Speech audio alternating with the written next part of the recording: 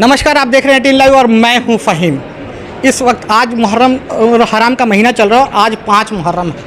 मैं सीधी तस्वीर आपको दिखा रहा हूं हुसैनगंज इमामबाड़े से, जहां पर आज जो है 10 कुंटल से भी ज़्यादा लकड़ियां जलाकर आग का मातम किया जाता है।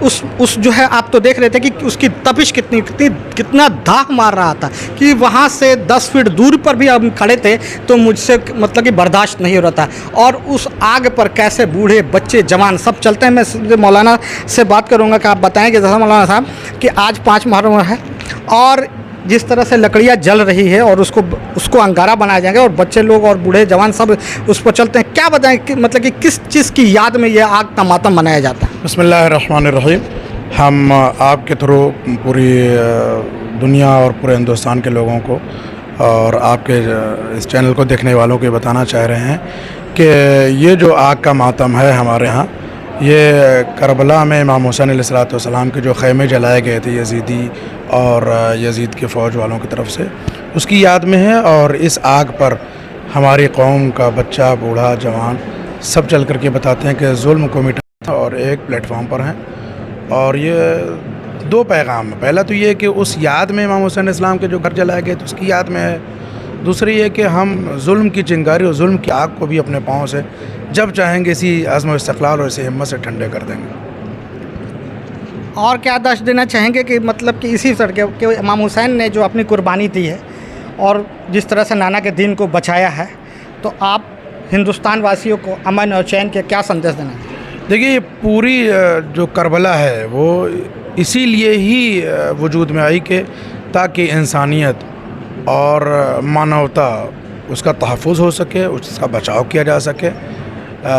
हमारे पैगम्बर आखिर हज़रत मोहम्मद मुस्तफ़ा सल्लल्लाहु अलैहि वसल्लम की वफ़ात और विसाल के बाद जो दीन में तब्दीलियाँ आईं बेनाम दीन बेनाम इंसानियत, उसके ख़िलाफ़ इमाम हुसैन अलैहिस्सलाम का ये इक़दाम ये इसीलिए था ताकि दुनिया से दीन के साथ साथ इंसानियत भी मिटने न पाए।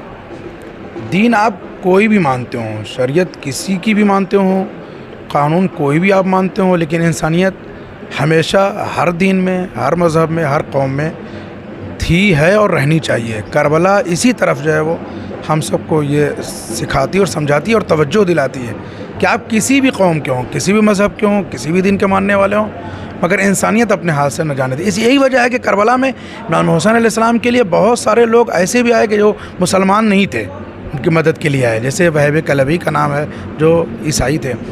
हमारे हिंदुस्तान से इस करबला का गहरा ताल्लुक़ है। जैसे बहुत सारी जगहों पर आप देखेंगे कि चंद्रगुप्त मौर्य के लिए बहुत सारी इस तरीके की बातें मिलती हैं। करबला का जब वाक़या हुआ और उन्हें ख़बर हुई कि इमाम हुसैन अलैहिस्सलाम नबी के नवासे करबला में घेरे गए हैं, तो वो यहाँ से अपनी फ़ौज लेकर गए भी वहाँ मदद के लिए। ये और बात है कि वहाँ तब तक करबला का वाक़या हो चुका था, 10 मुहर्रम हो चुकी थी। और हिंदुस्तान का यूँ भी इमाम हुसैन अलैहिस्सलाम से हमेशा से ताल्लुक़ रहा है। और चूँकि दीन का ताल्लुक़ इमाम हुसैन से और इमाम हुसैन का ताल्लुक़ हिंदुस्तान से है, और ख़ुद हिंदुस्तान की आवाम और पब्लिक में जो दिल अल्लाह ने रखा है वो शायद दुनिया के दूसरे मुल्क में किसी लोगों के पास नहीं है। महात्मा गांधी ने कहा था कि अगर इमाम हुसैन के 72 सिपाही मेरे साथ अगर होते तो मैं पूरी दुनिया पर काबिज़ होता। जी हाँ, बिल्कुल सही कहा।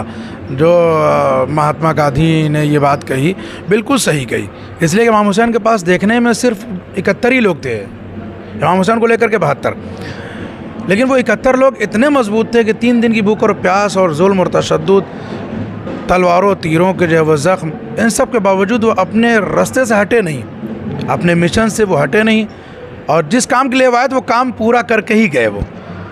और यही वजह है कि महात्मा गांधी जैसी जो है वो बड़ी शख्सियत ने कहा कि अगर करबला वालों जैसे हमको 72 मिल जाते तो पूरी दुनिया पर हुकूमत करते। उसको आप देख सकते हैं कि इमाम हुसैन ने उन्हीं 71 लोगों के साथ जो है वो जो इक़दाम किया, जो जंग लड़ी और जो दीन के लिए अपने खून बहाए। आज पूरी दुनिया में इमाम हुसैन का नाम है। तब इससे बढ़कर और क्या प्रूफ होगा कि वाकई दुनिया जीती जा सकती है। आज पूरी दुनिया हुसैन हुसैन कर रही है। अभी आप आवाज़ सुन रहे हैं, ये हमारी कम्युनिटी के लोग नहीं बजा रहे हैं, ये ढोल की आवाज़ जो दूसरे लोग बजा रहे हैं, इमाम हुसैन की जीत का नक्कारा है। ये वो आवाज़ है कि इमाम हुसैन जीत गए। इसमें आप देखिए अभी अंगारे के मातम में मान लें कि सत्य पा सत्य की जीत, सच्चाई कभी भी जीतती है। आप झूठ पर कब तक मुअल्लिफ नहीं रह सकते हैं। अब बहुत मशहूर बात है कि सत्य परेशान हो सकता है, पराजित नहीं हो सकता है ना। सही बात है, वही है जो है वो आप प्रैक्टिकली अगर देखना चाहे तो वही करबला में हुआ।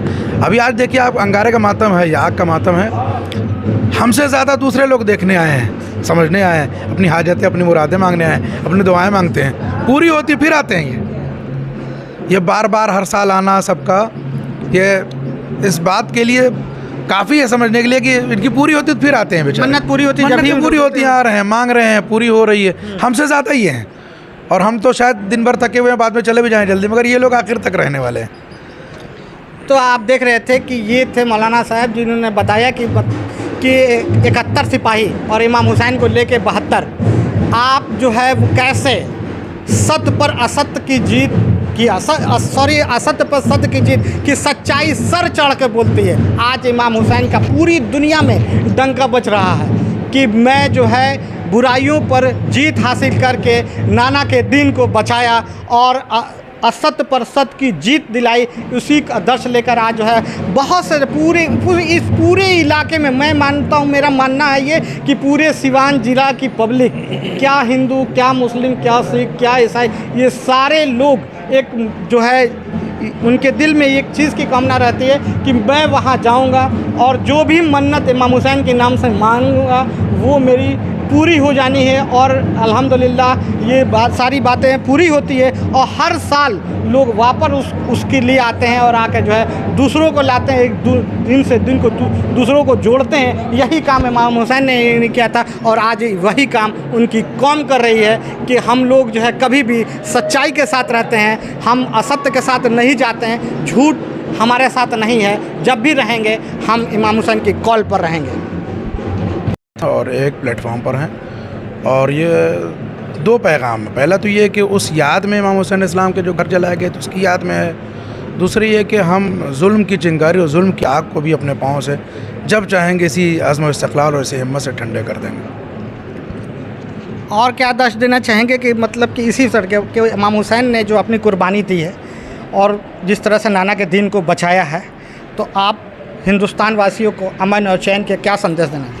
देखिए, ये पूरी जो करबला है वो इसीलिए ही वजूद में आई कि ताकि इंसानियत और मानवता उसका तहफ़्फ़ुज़ हो सके, उसका बचाव किया जा सके।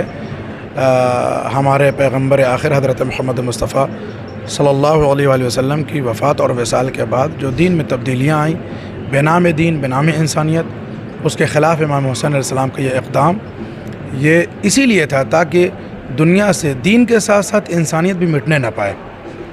दीन आप कोई भी मानते हो, शरीयत किसी की भी मानते हो, कानून कोई भी आप मानते हो, लेकिन इंसानियत हमेशा हर दीन में, हर मज़हब में, हर कौम में थी, है और रहनी चाहिए। करबला इसी तरफ जो है वो हम सबको ये सिखाती और समझाती है और तवज्जो दिलाती है कि आप किसी भी कौम के हों, किसी भी मज़हब के हों, किसी भी दीन के मानने वाले हों, मगर इंसानियत अपने हाथ से न जाने दी। यही वजह है कि करबला में इमाम हुसैन अलैहिस्सलाम के लिए बहुत सारे लोग ऐसे भी आए कि जो मुसलमान नहीं थे, उनकी मदद के लिए आए। जैसे वहब कलबी का नाम है, जो ईसाई थे। हमारे हिंदुस्तान से इस करबला का गहरा ताल्लुक़ है। जैसे बहुत सारी जगहों पर आप देखेंगे कि चंद्रगुप्त मौर्य के लिए बहुत सारी इस तरीके की बातें मिलती हैं। करबला का जब वाक़या हुआ और उन्हें ख़बर हुई कि इमाम हुसैन अलैहिस्सलाम नबी के नवासे करबला में घेरे गए हैं, तो वो यहाँ से अपनी फ़ौज लेकर गए भी वहाँ मदद के लिए। ये और बात है कि वहाँ तब तक करबला का वाक़या हो चुका था, 10 मुहर्रम हो चुकी थी। और हिंदुस्तान का यूँ भी इमाम हुसैन अलैहिस्सलाम से हमेशा से ताल्लुक़ रहा है। और चूँकि दीन का ताल्लुक़ इमाम हुसैन से और इमाम हुसैन का ताल्लुक़ हिंदुस्तान से है, और ख़ुद हिंदुस्तान की आवाम और पब्लिक में जो दिल अल्लाह ने रखा है वो शायद दुनिया के दूसरे मुल्क में किसी लोगों के पास नहीं है। महात्मा गांधी ने कहा था कि अगर इमाम हुसैन के 72 सिपाही मेरे साथ अगर होते तो मैं पूरी दुनिया पर काबिज़ होता। जी हाँ, बिल्कुल सही कहा। जो महात्मा गांधी ने ये बात कही बिल्कुल सही कही, इसलिए कि इमाम हुसैन के पास देखने में सिर्फ 71 ही लोग थे, इमाम हुसैन को लेकर के 72, लेकिन वो 71 लोग इतने मजबूत थे कि 3 दिन की भूख और प्यास और जुल्म और तशद्दुद, तलवारों तीरों के जो है वो ज़ख्म, इन सब के बावजूद वो अपने रास्ते से हटे नहीं, अपने मिशन से वो हटे नहीं, और जिस काम के लिए वो आए वो काम पूरा करके ही गए वो। और यही वजह है कि महात्मा गांधी जैसी जो है वो बड़ी शख्सियत ने कहा कि अगर करबला वालों जैसे हमको 72 मिल जाते तो पूरी दुनिया पर हुकूमत करते। उसको आप देख सकते हैं कि इमाम हुसैन ने उन्हीं 71 लोगों के साथ जो है वो जो इक़दाम किया, जो जंग लड़ी और जो दीन के लिए अपने खून बहाए, आज पूरी दुनिया में इमाम हुसैन का नाम है।